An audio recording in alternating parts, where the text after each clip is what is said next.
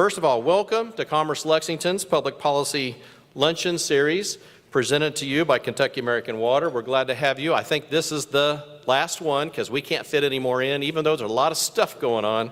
Don't think we haven't thought about it. Not really, but we're always trying to figure out how to bring key public officials to you and to be in front of you where you have a chance to build relationships and get to know them. This is our 5th luncheon of the 2014 series. We host these events to provide our members and guests with a unique opportunity to network and to interact with political leadership at all levels. We also hope that these events create a forum for dialogue about important public policy issues. This year, we've had the opportunity to hear from Congressman Hal Rogers, United States Senator Mitch McConnell, Secretary of State Allison Lindergan Grimes, and an expert media panel on state policy issues. Today, we're honored to have our Congressman, Andy Barr, and to congratulate him on his re-election. We've had a great working relationship with Congressman Barr and his staff. They're always very accessible, willing to listen to issues of concern, and ready to do whatever it takes to help us to make Central Kentucky a better place. Each year, Commerce Lexington takes a group to Washington, D.C. It's a group of leaders that go there because we want to have a relationship and we want to be able to affect the issues, but we also have to take time, Bob Babbage, and we have to make sure that we continually stay in front of our key leaders and then build relationships with our staff. So we've had a presence out there, and I have to tell you, it's been a very good run over the years as we have become more plugged in and I think had quite a bit of influence. Congressman Barr and his team, both in Washington and here in the district, have been phenomenal partners, working closely to help make that trip in D.C. a success. And when we go out there, I know things in his office don't stop. They seem like they do because all hands are on deck to make sure that you're all taken care of for those of you who go along with us. And I always say, too, Mark Turner there in the back, we always do our social media, so we're always tweeting and Facebooking. So even though we may only have 50 key leaders or 60 key leaders, we've got a couple thousand people back home following us, and we do here so we know people are watching and also plugging in that way. So we look forward to continuing to build those federal relationships. I do want to recognize some folks first before we jump into the program. We do have some Commerce Lexington board members. Would you please raise your hand so people can see you? All right, scattered here a little bit across the room. Yeah, we have a few, they're shy. All right, several over here. All right, anyway, we got them across the room. Thank you very much for your leadership. Also, we're very fortunate to have, I think, one of the best public policy councils of any chamber in the country. If you ever had it, you probably know many of them, but if you had a chance just to see how they break down issues, how they look at current issues and look long term, you'd be really amazed and very much impressed. And we're very grateful to have them. Would the members of our Public Policy Council please raise your hand? Come on, a little bit higher. Come on, come on. There you go. Okay, scattered across the room. We're very fortunate to have a lot of leadership there. Also, I'd like to recognize a few special guests. Russ Meyer, Mayor of Nicholasville, and soon-to-be State Representative. Russ, where are you? There you are. Thank you very much for coming. We've enjoyed working with you in your mayor capacity, and we look forward to the years ahead in your new role. Amanda Mays Bledsoe, new councilwoman for the 10th District. Where are you? I know I saw you, Amanda. Right there. Great. Thank you, and congratulations on your race. Micah Sims, field representative for Senator Rand Paul. Micah? I'm Micah. How are you? Thanks for coming. And Tyler White, field representative for Congressman Barr. There he is in the back. Thank you. And also, I'm very privileged to have one of my colleagues with me today, Amy Cloud, who is the president of the Jessamine County Chamber of Commerce. Amy, thank you for coming. Always glad to have you. You're always welcome to be here with us. So, and here's something way off the beaten path, but we thought, man, you know, UK athletics is kind of popular. I mean, right now it's pretty popular, but we have Paul Sutton. Paul is the UK Wildcat. He's the guy who wears the white headband, and he's joined us today as a guest of saying. Now, I don't know if he knew this was going to happen. We're going to embarrass him probably a little bit. He's a senior at UK. He's in his 5th season as a UK Wildcat mascot. He's a native to Lexington, and we have something big time in common. You're an Ag Econ major, and that was my degree from the University of Illinois, so I can relate. But you'll be graduating in May. We wish you all the luck in your post studies. As a Wildcat, Paul not only does backflips, which I understand you learned from watching the cheerleaders, two good arts there, doing the flips and, okay, I don't need to go any further on that. But we also understand that you're pretty accurate from behind the half-court line, and I think you get, Cane's chicken for a year? Okay, you need a friend? Yeah. Anyway, we're glad to have you with us. I understand at the Boston game you shot from backcourt and made it, and your life changed. You gained about 10 pounds today. So anyway, if you want to see this incredible happening, go to YouTube. He's a YouTube star. He's gone viral. It's over. His life will never be the same. Thanks, Paul, for being with us, and thanks for all the memories you've stirred and created and the excitement behind Wildcat activities. All right, back on more solid ground here. The Public Policy Luncheon Series has become a signature event for Commerce Lexington over the past many years. I still remember, and many of our staff will too, and some of you will, when we used to think 25 people was a pretty good crowd. And now that we're 150, and I think our record was close to 300 or maybe close to 400 at one point, we really appreciate the fact that you've come out to support this event. But these events would not be possible without committed sponsors, and I do want to take time to acknowledge them, and I also want to say this. When you're looking for someone to do business with, please look at those individuals that sponsor our events. They invest so that we can have better quality events, and they're also quality people.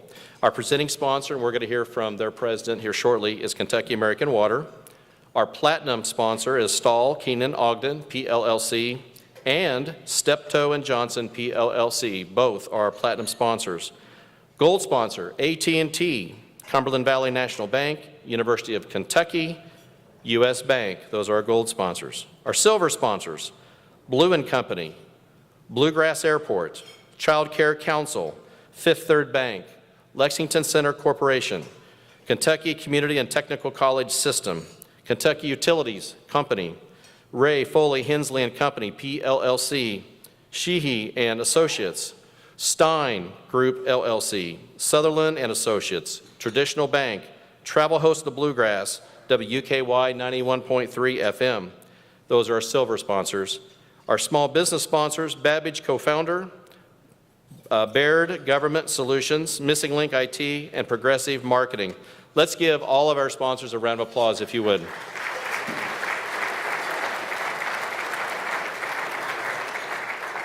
I cannot think of a better presenting sponsor. They have been so loyal to this community in so many different ways, supporting the community in areas to help us grow, become a better place, to improve our quality of living and life. And I can't think of a better leader. If you don't know Cheryl Norton, you need to get to know her, and I think most of you know her.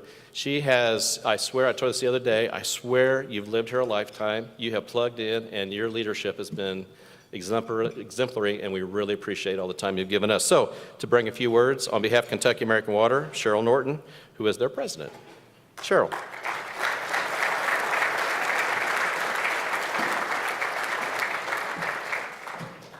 Okay, well, now that Bob has completely embarrassed me, I have been here for about 4 years. So we were just having a conversation at our table, and Judy said, well, it seems like you've been here a lot longer than that. So I don't know if that's a good thing or a bad thing. But I am thrilled to be here. I love Lexington, and my family has had a great time being here in Lexington. And I also love being part of Kentucky American Water. And on behalf of myself and our employees, we'd like to wish you guys all very happy holidays, and we hope that you have a very safe holiday season with your family. We're very focused on safety, and so I want to make sure that everybody knows that the exits are right behind you if something happens here. And if there's a fire, make sure that you head out the exits in an orderly fashion, head down the stairs, and wait outside wherever the staff directs you to. So be safe. That's really important to us on a day-to-day basis.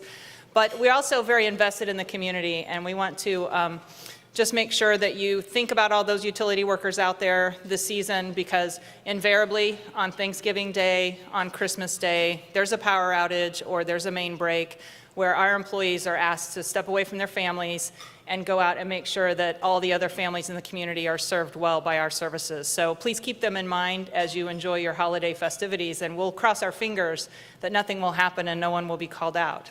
But I do appreciate my employees so much, and we're happy to invest in this community, both with dollars, both with our time, and in all the ways that we possibly can. So we just want to thank Bob and Katie for putting on such a great event. Just the long list of sponsors really shows how important this kind of event is and how people are interested in it. And if you've never had a chance to go on a Commerce Lexington trip, on the fly-in or just on their leadership visit, any kind of trip that you can go on with Commerce Lexington, I would encourage you to try one, because the value that you get from those trips, the networking opportunities, and the opportunities to have face-to-face conversations with great people like Andy Barr are there every time you go someplace with Commerce Lexington, and they do a great job of taking care of you. So thanks to Commerce Lexington, and thanks to all of you, and thanks to my employees for the great job that they do. And again, we wish you happy holidays.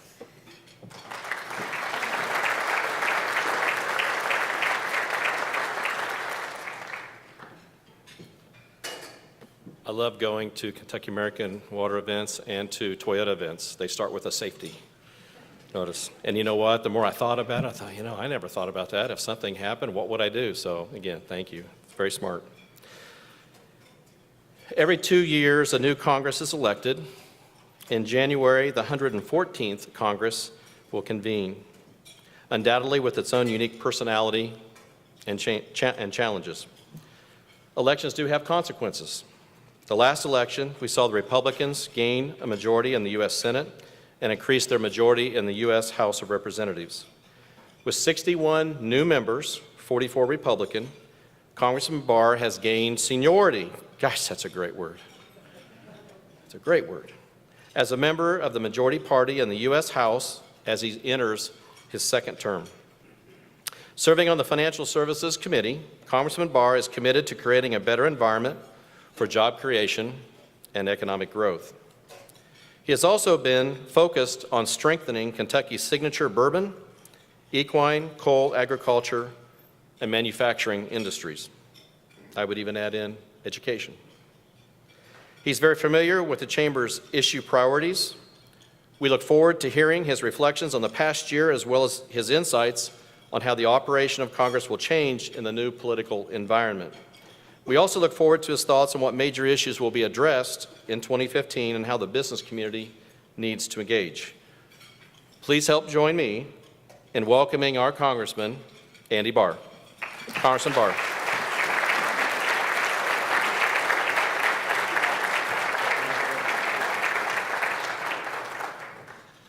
Thank you, Bob, and Merry Christmas. Happy holidays to everybody. Thanks for coming out to visit today.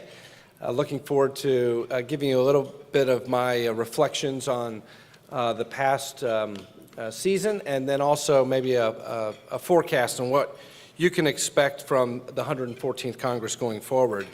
Let me just first say thanks to Commerce Lexington for our partnership. Bob and Andy and Katie and everybody at Commerce Lexington have been so great to work with, and it's a really constructive partnership from the fly-in to just the routine communication. We really appreciate that. That helps us in terms of giving you, the business community of Central Kentucky, a voice in Washington to have those open channels of communication. I want to introduce Tyler White to you. Many of you know Tyler. Tyler's in the back of the room. He's served as a field representative for our office for the last 2 years. I met Tyler 2 years ago as a Marine combat veteran. He leads our Veterans Coalition, and with the soon departure of a very valued member of our staff, Colleen Cheney, who is our current district director, she's going to be assuming responsibilities in the office of the newly elected county judge executive of Madison County, Reagan Taylor. That leaves a pretty big vacancy for us, and yesterday we announced the promotion of Tyler to be our new district director, so I want everybody to get to know Tyler.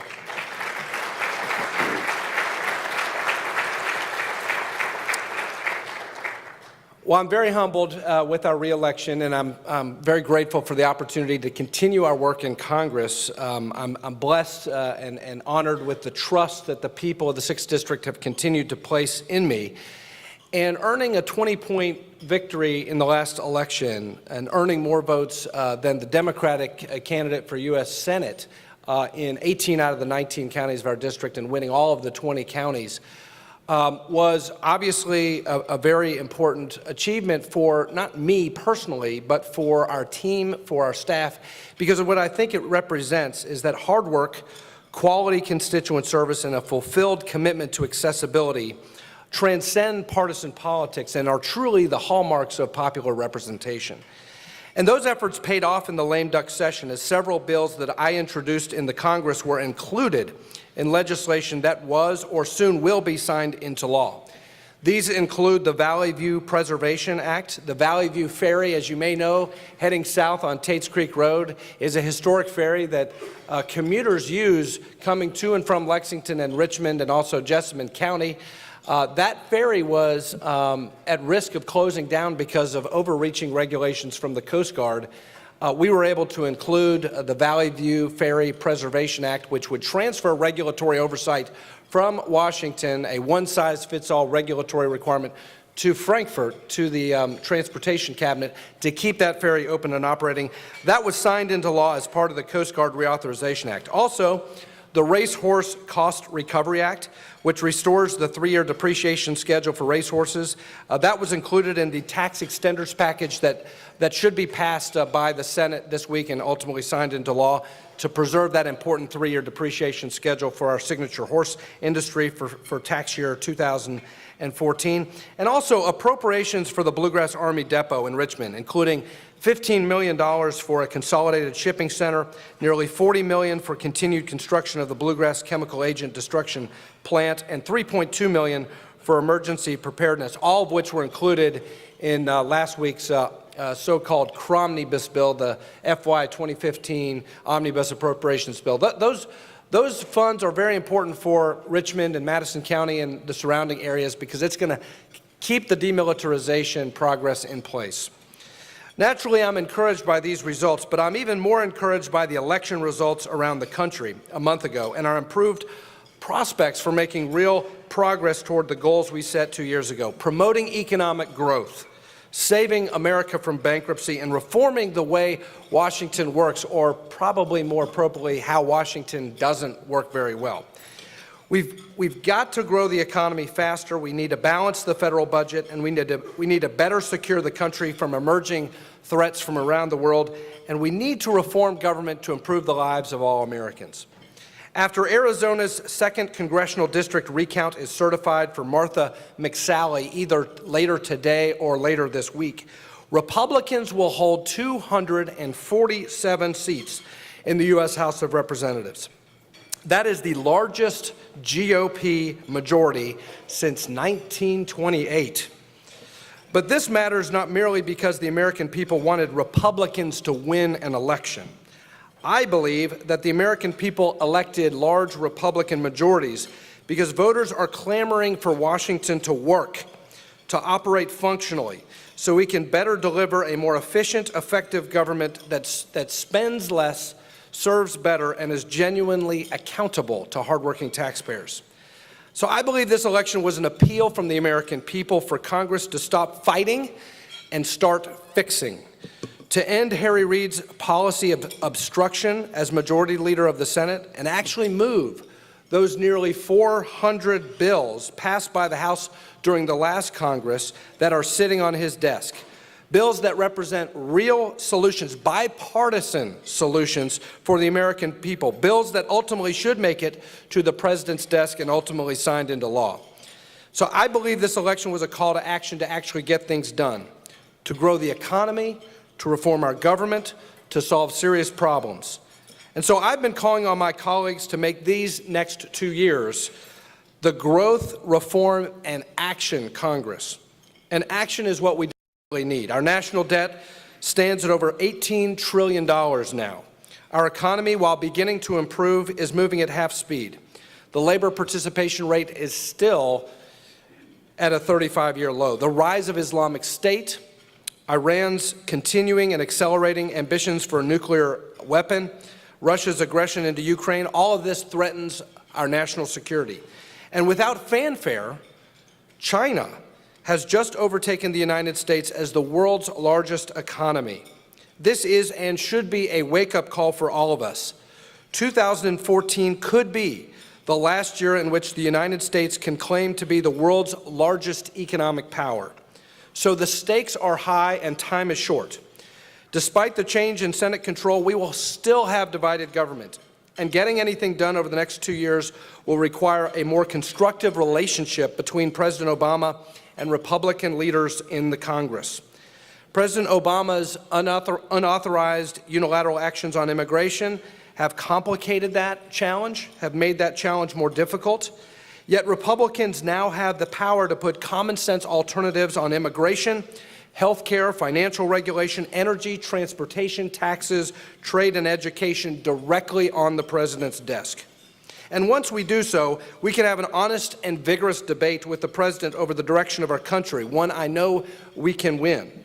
And we can use the power of the purse to force the president to negotiate with Republicans in Congress for the first time in 6 years to deliver real solutions for the American people. Now, fortunately, as we saw in the 1980s and the 1990s, conditions can get better in our country in a hurry. We saw this with President Ronald Reagan and Speaker Tip O'Neill. They proved that divided government can work by enacting comprehensive tax reform in 1986. Last week, I was in a meeting with former Speaker Newt Gingrich in Washington when he reminded all of us in the room that in 1994, the experts said that the earliest the country could balance the budget would be 2009, but that by setting ambitious goals with short timetables, keeping the, quote, experts out of the room, and just simple persistence, he and Bill Clinton worked together to enact welfare reform, a major tax relief package, and achieve a balanced budget for several years in a row.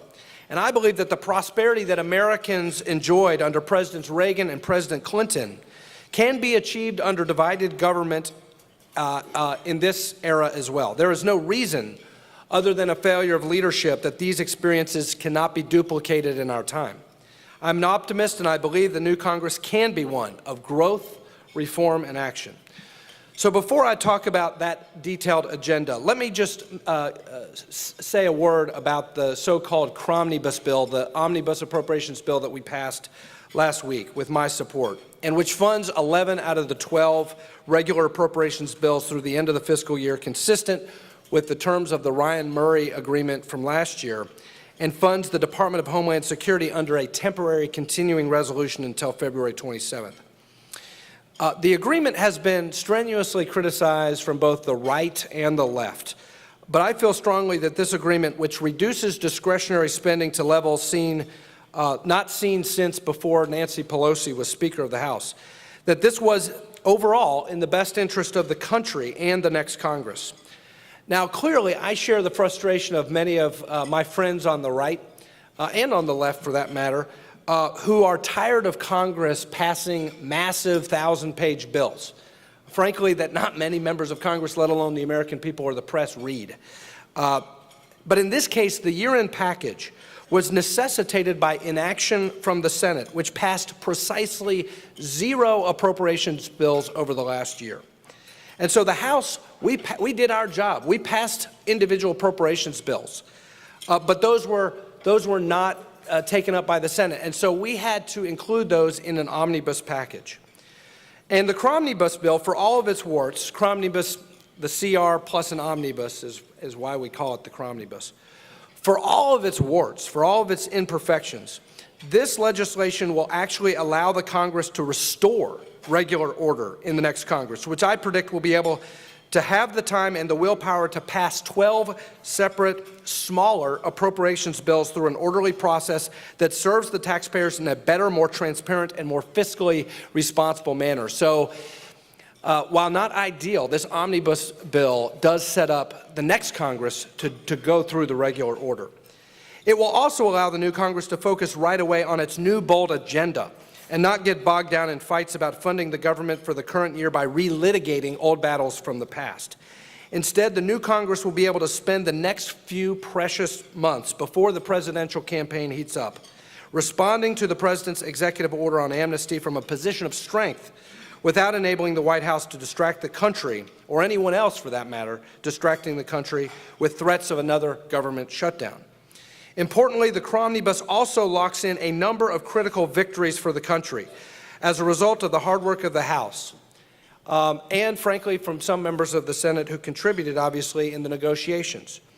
In addition to the wins at the Bluegrass Army Depot, the bill slashes funding to the IRS by $345 million from last year and $1.5 billion below the president's request. It prohibits inappropriate conferences from that agency and videos, and it prohibits political targeting. It includes an important fix to the Dodd-Frank law to protect farmers and other commodity producers from having to put down excessive collateral to get a loan, expand their businesses, and hedge protection. It cuts funding to the EPA by $60 million below last year's levels.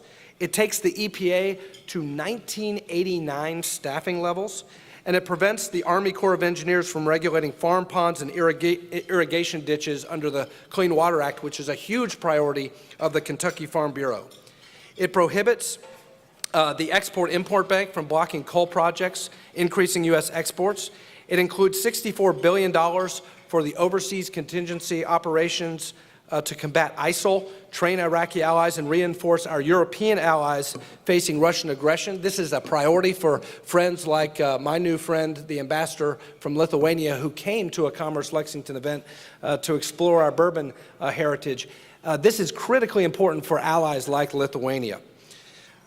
It fully funds a 1% pay raise for our troops. It provides $215 million above the president's request to fund the cost of living adjustment shortfall for military retirees. It prohibits funds to be used to transfer Guantanamo detainees to the United States. It prohibits the Department of Energy from forcing manufacturers like General Electric right here in Lexington, Kentucky, to stop producing incandescent light bulbs. I got a chance to visit the GE plant over by Lafayette High School. Let me tell you, this is a great facility. It's a lot of jobs in Lexington. We manufacture 80% of the halogen lights that go on the Boeing 747 airliners around the world, right here in Lexington. I didn't know that. And these are incandescent bulbs that are really threatened. These jobs in Lexington are threatened if this regulation was allowed to go through. So that's a big win. It provides no new funds for Obamacare. It cuts the Independent Payment Advisory Board funding by $10 million. It requires the Inspector General at HHS and Treasury to report improper payments of Obamacare subsidies. It includes emergency funding for Ebola. It increases medical research at the NIH to $30 billion. I requested $32 billion. I think we underfund medical research for our researchers at UK, like the Markey Cancer Center, because of the great work we're doing at the new NCI-designated Markey Cancer Center. We need to boost Alzheimer's and cancer and brain research, and all of this will help accomplish that. For our veterans, there's a boost of funding to ensure interoperability of electronic medical records between DOD and the VA. This has been a huge problem that has been voiced to me in our Veterans Coalition meetings, that many of our veterans, when they move away from the military, they can't get a hold of their medical records that that can prove their disabilities and so forth. And there's $2.5 billion to process the shameful backlog of disability benefits that are due and owing to many of our young men and women who have returned from Afghanistan and Iraq. So that sets us up for a bold agenda. We've got the past battles of the last year out of the way, and now it's time to look forward. And I believe that with the new majorities in both the House and the Senate, we've got a lot of bipartisan bills that we can force through both the House and then survive a filibuster and get to the president's desk. That objective to get these solutions to the president's desk demands vision, creativity, and action. It also will require, at times, the will to compromise, not on basic principles, but on the means for promoting them. And, you know, as I've traveled around this district in campaign and non-campaign capacities, I hear from Republicans, Democrats, and Independents, they want us to work. They want solutions. And I think we've got a lot of them that are waiting to move through the Congress. Let's talk really quickly about immigration. The president's executive order is very controversial around the country for obvious reasons. I'm concerned about the constitutional implications of a president invoking prosecutorial discretion to literally exempt 5 million people from enforcement of the law. The Constitution obviously imposes a duty on the chief executive to take care that the laws are faithfully executed. I believe that this executive order moves from prosecutorial discretion and crosses that constitutional line and encroaches on the legislative branch, the Congress. Congress is given the power to regulate immigration laws, and the president cannot act unilaterally. So we do have to act, if for no other reason, to restore the constitutional balance and the separation of powers. But we also have a responsibility to the American people to fix this problem. The immigration system is broken. We have 11 million undocumented people in this country. We have labor demands. We have competitiveness issues with highly skilled people. But we also have a porous border. We do not have operational control over the southern border of the United States. And my constituents tell me that the most important first step in solving this problem is to secure our border, is internal enforcement. It's E-Verify. It's to make sure that we enforce the laws that are on our books. And so I think we need to respond to this constructively and send the president an immigration package that actually solves some of these problems. The House of Representatives has acted. We have passed a border security bill. We have passed a repeal of the DACA, which is the Deferred Action for Childhood Arrivals. And we should send him again the bill that is sitting on Harry Reid's desk that I voted for, which is the Preventing Executive Overreach on Immigration Act, which would nullify the president's executive order. But then we've got to replace that. We've got to replace that with a bill that has passed out of our Judiciary Committee, which would provide for high-skilled workers with visas. If you're a foreign-born student at the University of Kentucky, a PhD candidate, and you graduate and you have intellectual capital that can contribute to our economy, you should get a green card. And if we've got a doctor shortage, same thing there. We also need to address low-skilled workers, and we need to streamline legal immigration. But what I fear about this executive order is that it's really unfair to legal immigrants who have been waiting in line. Because what's going to happen is, in order to process these 5 million or so applications for amnesty, that's going to delay the processing of applications for people who are doing it the right way. So my view is, and I'm going to be talking to my colleagues about this, we need to send a package of real reforms that are first steps. No, it won't deal with a path to legalization, because that's not what the American people want right now. What they want is border security and some streamlining of the legal immigration process. Do that first, and then we can move to a second phase of immigration reform later. Health care. Senator Chuck Schumer's comments about Obamacare being a mistake was revealing in the aftermath of this election. But I think what is even more revealing was MIT economist Jonathan Gruber's comment. And according to congressional staffers, he denies that he was an architect of the law, of the Affordable Care Act. But what congressional staffers have said is that, and these are the congressional staffers that actually wrote the law, they said that his contribution was to provide the economic models to figure out what the impact of different choices would be, like the different levels of subsidies and what they would cost, and especially what would happen to the mix of the healthy and the sick people if there was no individual mandate. Gruber revealed, both in congressional testimony and off-the-record comments that were recorded, that there was a deliberate strategy to hide uncomfortable details of the Obamacare law from voters, and that the, quote, stupidity of the American people allowed them to get away with it. He also said that the lack of transparency in the law is a huge political advantage. And I think most importantly and most revealing, by explaining that the omission of subsidies available in the federal exchange was intentional and by design, as an incentive for states like Kentucky to set up their own exchanges, Professor Gruber undermines the Obama administration's case in the upcoming Supreme Court lawsuit that could bring to a halt the subsidies on the federal exchange. And if you listen to Jonathan Turley, who's a law professor at George Washington University, he says that the Commerce Power case that was decided was one avenue for opponents of Obamacare. The Hobby Lobby case was a victory for conscience protections. But this is a live torpedo in the water to the law. And Congress is going to have to respond when the Supreme Court, if the Supreme Court strikes down the subsidies for the federal exchange. So this is controversial, but I continue to support a full repeal of the law and replacing it with solutions that, realistically speaking, will solve some of these problems. Let's just cut to the chase on some of this stuff. I mean, premiums are going up in the small group market and the individual market. The 30% is what we're hearing from many of the surveys of the health insurance brokers, in the small group and individual market. 280,000 Kentuckians have lost their health insurance under the Kentucky Connect program. So even though we've enrolled people, a lot of those people who are newly enrolled in Medicaid, forced into Medicaid, were forced out of their high-quality commercial insurance in their workplace or through their job. At the very least, we could have simply underwritten a Medicaid expansion to cover the uninsured, saving a lot of money and leaving everyone's health insurance policies alone. But that's not what happened. And so we need to deliver some real solutions to the Obamacare law. One is a bill that I've introduced and will be reintroducing with Democrat Congressman from California, Dr. Andy Barr. We call it the Saving Lives, Saving Costs Act. It's a new approach to medical liability reform for cases with a federal nexus where there is a federal payer or a federal statute involved. We would create a right of removal to federal court. I've talked to some federal judges about this who believe that they can handle the additional caseload. This is not caps on damages, but what it would do is provide for a medical review panel with using clinical practice guidelines to provide safe harbors in federal court for these medical liability claims that are frivolous.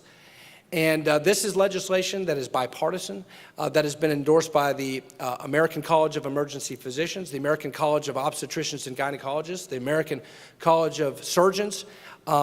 It can be used as a pay-for the sustainable growth rate, which is the flawed payment system for physicians, because this is going to drive down costs. There are other common sense measures that can make private health insurance more affordable. We can allow insurance companies to compete across state lines, permitting pooling agreements that enhance purchasing power of small businesses, and providing a deduction for the cost of premiums for individuals and families. And most of all, there is broad bipartisan consensus building, if not to repeal the law, to make some common sense adjustments to the law that just don't make sense. The medical device tax enjoys huge bipartisan support in terms of repealing that punitive tax, and we ought to do so without further delay and send that to the President's desk.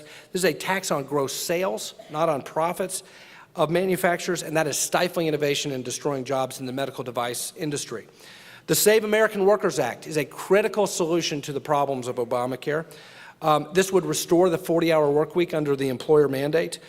This mandate is threatening jobs. It's threatening to reduce hours for 2.6 million Americans who make $30,000 a year or less. So if you are a supporter of the Affordable Care Act, we should surely be able to come to some bipartisan consensus on these narrow fixes that can get through a Senate filibuster and survive a presidential veto. On financial regulation, on the House Financial Services Committee, we've got a big agenda to fix some of the problems with the Dodd-Frank law, which unfortunately doesn't prevent the next financial meltdown, doesn't address the underlying causes of the financial crisis, but does impose huge costs on our small community financial institutions. It is Exhibit A, Dodd-Frank is Exhibit A of a law that has unintended consequences of Main Street, while actually helping Wall Street, because the big banks and the systemically important mega banks on Wall Street are actually bigger and more systemically risky today as a result of the Dodd-Frank law. The recovery Kentuckians need and deserve will not happen unless and until we make it possible for our community banks, our regional banks, to finance small businesses again, to finance homeowners in a responsible way, certainly for credit-worthy borrowers. As I said, community banks did not cause the financial meltdown of 2008, but they remain the solution for preventing another crisis. A couple of bills that I'm going to be shepherding through the process that have earned a lot of support so far. The Portfolio Lending and Mortgage Access Act. This is a bill that I've introduced. The Kentucky Bankers Association is very, very supportive of this idea. It actually promotes the goals of Dodd-Frank, which is risk retention. So we say to community banks, look, we're going to give you regulatory flexibility. We're going to allow you to go outside of the regulatory straitjacket that Washington has imposed on you through the Consumer Financial Protection Bureau, originate mortgages that may not fall into the one-size-fits-all mandate of Washington. But if you portfolio those loans, if you retain the risk, then those will be deemed safe harbor qualified mortgages. This accomplishes two things. It eases the regulatory burden on our small community financial institutions, and it also promotes the goals of risk retention and doesn't incentivize the subprime churn that we saw in the run-up to the financial crisis. Also, Restoring Proven Financing for American Employers Act. This is a bipartisan bill that was passed out of the House on a voice vote, a bill that I introduced that fixes a fatal flaw in the Volcker Rule and in risk retention for an innovative source of commercial credit for emerging growth companies, including Tempur-Pedic right here in Kentucky in Lexington. Tempur-Pedic used this innovative source of commercial financing to acquire Sealy. They created 200 jobs in Lexington, Kentucky in 1 year, a huge agenda item for the U.S. Chamber of Commerce. Also, we want to focus on affordable housing. The low-income housing tax credit can be expanded and improved. St. James Place is a great nonprofit that I visited here in Lexington that does great work for homeless veterans. We want to replicate the successes of faith-based anti-poverty programs right here in our backyard in our community, taking VA dollars and promoting these solutions around the country in a pilot project. That's another important priority that I'm working on, and I'm working with the Housing and Insurance Subcommittee on that. Energy. There was an article in the Lexington Herald-Leader this morning that the Keystone XL pipeline really doesn't matter, that it really wouldn't produce jobs. It's total, complete nonsense. The fact of the matter is the Keystone XL pipeline, if we built the Keystone XL pipeline immediately, 40,000 new jobs, not just construction jobs, but related jobs. The amount of oil that would flow to U.S. refineries after construction of the Keystone XL pipeline would be equal to 36% of what we import from the Persian Gulf right now. So for all of the talk about the Middle East and the dangers, this is a no-brainer. And if you're concerned about the environment, building the Keystone XL pipeline, according to the Obama administration State Department, would decrease the carbon footprint involved in importing Canadian oil into the United States because of less train and truck traffic. It's safer. There are less accidents associated with pipelines. We obviously have to address the coal issues. I was talking to Rusty Ashcraft about the ash rule coming out of the EPA. A lot of the reforms contained in the Cromnibus bill will help us hold the EPA accountable, but we need to promote Congressman Whitfield's bill to make the new air emissions reasonable and not bankrupt Kentucky's signature coal industry. Speaking of energy, energy needs to be part of the solution for our transportation issues. We have a highway bill that's expiring in about 4 or 5 months. The American Society of Civil Engineers says that we have a $3.6 trillion deficit in terms of the investment that we need to make in our country in roads and bridges and crumbling infrastructure and airports. I think Eric Frankel is here. He knows about this, and there's a lot of good work going on out at the Bluegrass Airport to rehabilitate the airport and expand the airport out there. We need to invest in infrastructure. How do we do it without adding to our $18 trillion national debt?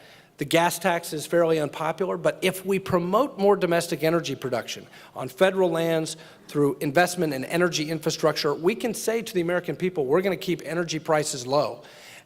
Prices low in their electricity bill through more responsible use of fossil energy, but also low at the price of the pump, increasing our energy security, but promoting long-term energy security by more domestic energy production and investment in energy infrastructure.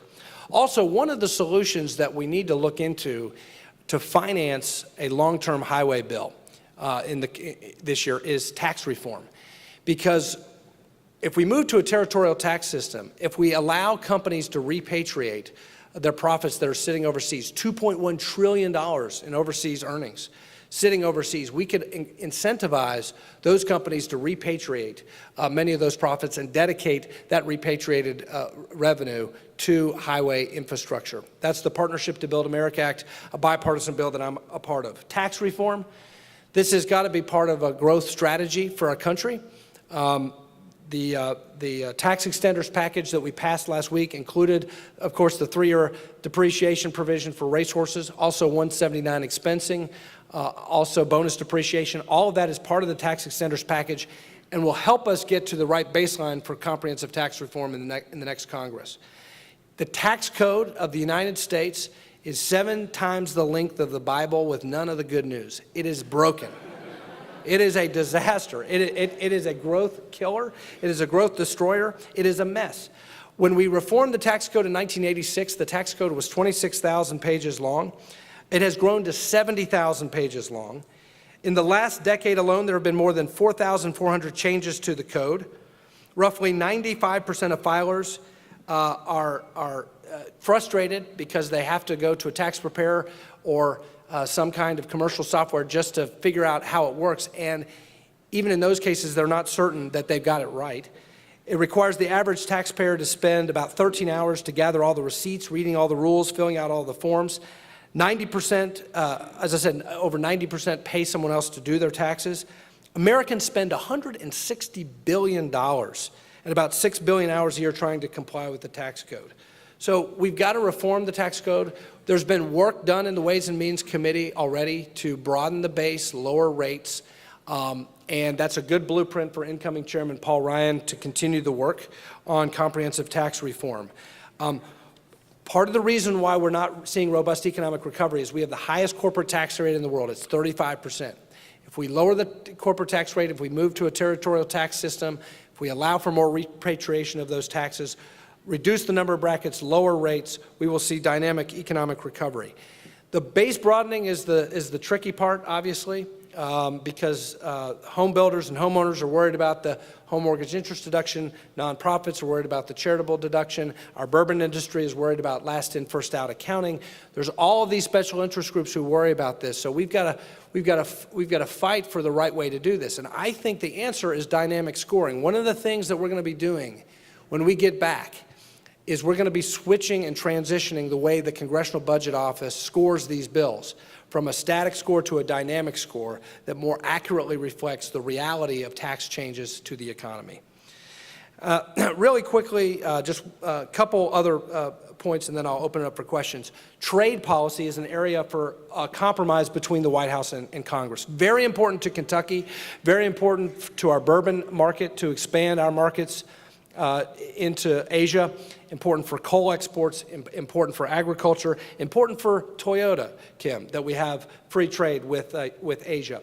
And so I am very supportive of Trade Promotion Authority and working with the administration on the Trans-Pacific Partnership. This will also, by the way, help us in our bilateral negotiations, trade negotiations with China, because once we open up a free trade region with Japan and other parts of Asia, we will have more leverage in our negotiations with China, which is really important to some of our domestic companies right here in central Kentucky. I've talked to many about trade policies with China and how that is hurting jobs here in Kentucky. Education, we're going to have a big agenda on reauthorization of the Higher Education Act, the Elementary and Secondary Education Act.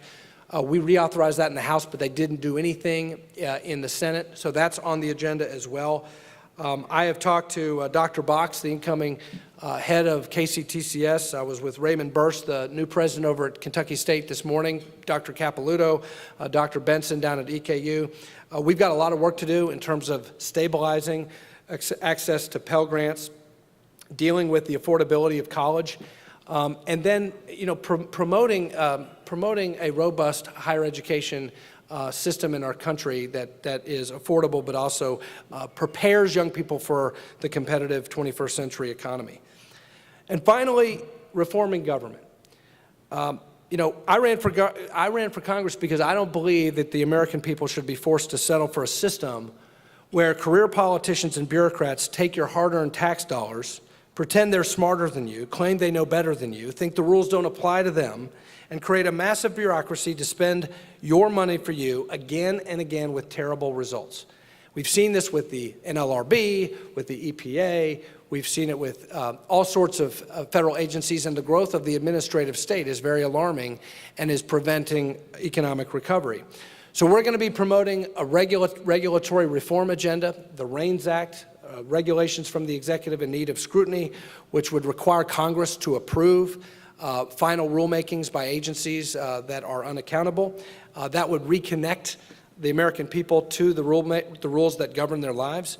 I am going to be promoting sunsets for regulations and taking regulations out of the system that simply are crushing the American economy. It's estimated that the cost of federal regulations in the United States is $1.8 trillion annually, or 11% of gross domestic product. So all of this is part of an agenda of growth, an agenda of reform, an agenda of solutions, an agenda of action. And we think that, some of this will be, legislative solutions that might get filibustered. Some of it might get to the president's desk and get vetoed. But because we have the power of the purse, because we're going to go through regular order, we're going to have an opportunity to get some things done for the American people in this term of Congress. And that is essential so that we can have a recovery that lasts. So again, Merry Christmas to all of you all. Happy holidays. Thanks for the opportunity to continue to serve you all, and I'd be happy to answer any questions or take any suggestions. Andy, thank you for joining us again, and congratulations on your impressive victory a couple of weeks ago. Can you talk a little bit more about what the EPA was planning on doing with the non-navigable waters and how that would affect, like, Kentucky agriculture? My wife and I have a small piece of land which has a couple of ponds on it, and the last thing I want is some EPA folks coming here and telling them we got to get rid of our retired racehorses because the water ain't just right. Well, as I said, the Kentucky Farm Bureau is very concerned about this proposed rulemaking by the Environmental Protection Agency. The Beef Cattlemen's Association here in Kentucky, very concerned. Highway contractors, obviously the coal industry, concerned. But really, the proposed rulemaking would distort the original meaning of the Clean Water Act and redefine navigable waters to include intermittent and ephemeral streams, puddles basically on farms, right? So that would dramatically expand the jurisdictional reach of the agency over a lot of family farms right here in Kentucky. So the Omnibus bill did include some language to prevent the EPA from going forward with that rulemaking, at least in the coming year, and we have a lot more work to do to prevent that from happening. I do believe this is a clarion call for Congress to clarify the vague and ambiguous language of the Clean Water Act. But I do not believe that the EPA has put forward a reasonable interpretation of an ambiguous statute. We need to clarify what the jurisdiction of the EPA is, but the jurisdiction of the EPA, in my opinion, should be clearly navigable waterways, meaning the Kentucky River, the Ohio River, et cetera.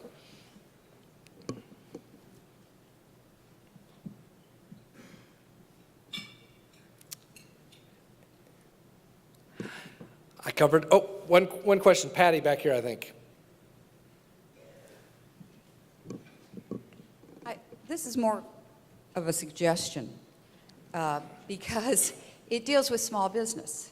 And in 1995, I was honored to be a delegate from the state of Kentucky to the White House Conference on Small Business. There were 20 of us from Kentucky that went. There were, all 50 states represented.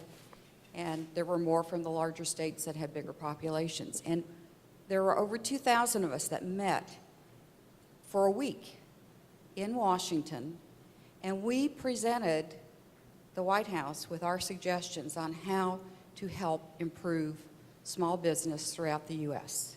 I don't know if they've ever had another one since, but out of that conference came the simple IRA bill to allow those employers that employed less than 100 people to simplify the retirement process for their employees and get rid of a lot of those administrative expenses that did not help grow the money.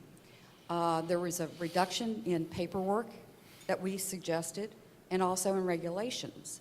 And that was during the Clinton administration. And I don't know if there's ever been another conference like that. So I think to really help business throughout the nation, it would be good to have another one of those conferences. Great suggestion, Patty, and you're right. I mean, small business is the engine of our economy. Small businesses employ the vast majority of the people in this country, and the paperwork burdens are only increasing, they're not decreasing. I mean, if you talk to CPAs right now who are, or tax lawyers who are trying to advise small business clients about the Affordable Care Act and the paperwork burdens that are growing as a result of that law, it is creating a lot of headaches from the standpoint of compliance for these small businesses. They need to be focused on serving their customers instead of focused on paperwork. Same thing with small banks. Small banks are dying in this country under an avalanche of red tape. And that's preventing them from doing their core mission, which is serving their customers, instead serving examiners and regulators. So we do have to definitely focus on that. The House Small Business Committee, I know, has been holding hearings on some of the ways that we could ease those burdens. But I think one of the best things we can do right off the bat is regulatory reform and tax reform. So simplify the tax code, and ease the regulatory burden on a lot of these small businesses.